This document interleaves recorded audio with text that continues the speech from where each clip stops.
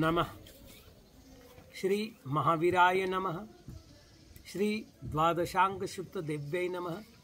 आचार्य श्री आदिसागर महावीर कीर्ति सन्मति सागर गुरुभ्यो नमो नमः। प्रिय धर्मात्मन, आज हमारे पास अनेक भक्तों की भावनाएं पहुंची। उन्होंने हमें गुरु पूर्णिमा के निमित्त अनेक प्रकार की मंगल कामनाएं प्रेषित की। दिन भर मन में उथल पुथल बनी रही। क्या गुरु पूर्णिमा जैन पर्व है? महर्षि कृष्ण द्वैपायन वेद व्यास का आज जन्म दिवस है। उन्होंने चारों वेदों का संकलन किया, 18 पुराणों की रचना की, महाभारत जैसे महाकाव्य की रचना की। इसलिए उन्हें आदि गुरु यह उपाधि प्राप्त है। उनके ज्ञान, तप और शिष्य परंपरा को सम्मान देने के लिए व्यास पूर्णिमा का आयोजन किया जाता है, जिसे गुरु पूर्णिमा कहा जाता है। यदि दिगंबर जैन चरणानियों के आधार पर गुरु पूर्णिमा की समालोचना की जाएगी तो इसे ग्रहित मिथ्यात्व ही मानना होगा। कुछ विद्वान यह कह रहे हैं कि आज गौतम गणधर को भगवान महावीर रूप गुरु की प्राप्ति हुई थी, अतः गुरु पूर्णिमा जैन पर्व है। यह मत कितना समुचित है, इसका परीक्षण आगम के परिप्रेक्ष्य में करना आवश्यक है। श्रुतावतार ग्रंथ में लिखा है, प्रसिद्ध कथा न्यायेन श्रावण मासे बहुल पक्षे प्रतिपद्दिने सूर्योदये रौद्र संज्ञ के मुहूर्ते सुधांशावभिजित गते सति समानिताय समासन्न विनेजन वरेण्याय गौतम स्वामिने सुरेंद्र संप्राप्त पूजार्धिकत्वादिंद्र भूत्य पराभिधान योत्तर तंत्र कर्त्रे प्रत्यापदि। इसका अर्थ है, तंत्रकर्ता वर्धमान स्वामी की प्रसिद्ध कथा के अनुसार श्रावण माह के कृष्ण पक्ष की प्रतिपदा के दिन सूर्योदय के काल में रौद्र संज्ञक मुहूर्त में चंद्रमा के अभिजित नक्षत्र में रहते हुए इंद्र के द्वारा लाए गए सभा में स्थित शिष्य जनों के लिए वरेण्य सुरेंद्रों के द्वारा पूजातिशय को प्राप्त इंद्रभूति इस नाम को धारण करने वाले उत्तर तंत्रकर्ता श्री गौतम स्वामी को सौंप दिया।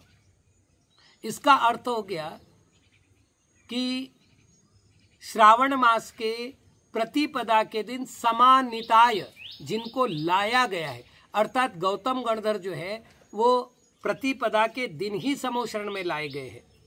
उत्तर पुराण के 74वें पर्व में 356वें श्लोक से कथानक आरंभ हुआ है।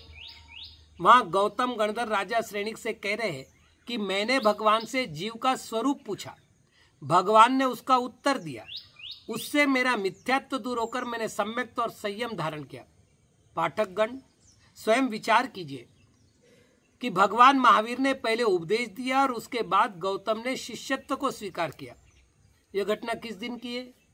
आचार्य श्री गुणभद्र जी महाराज ने स्पष्ट रूप से श्रावण कृष्णा प्रतिपदा का उल्लेख किया है, श्लोक नंबर 366 से 370।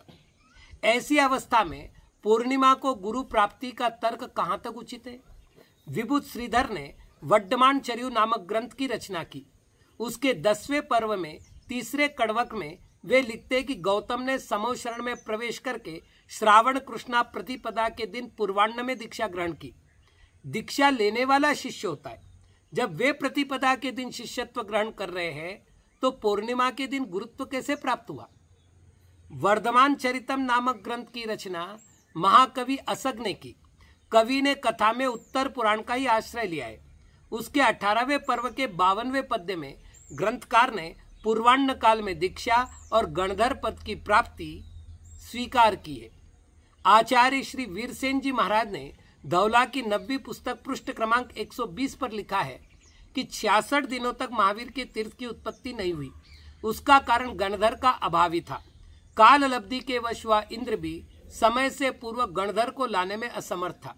66वां दिन श्रावण कृष्णा प्रतिपदा का है, अतः यही मानना उचित है कि गौतम गणधर ने महावीर भगवान का शिष्यत्व पूर्णिमा को ग्रहण किया ही नहीं।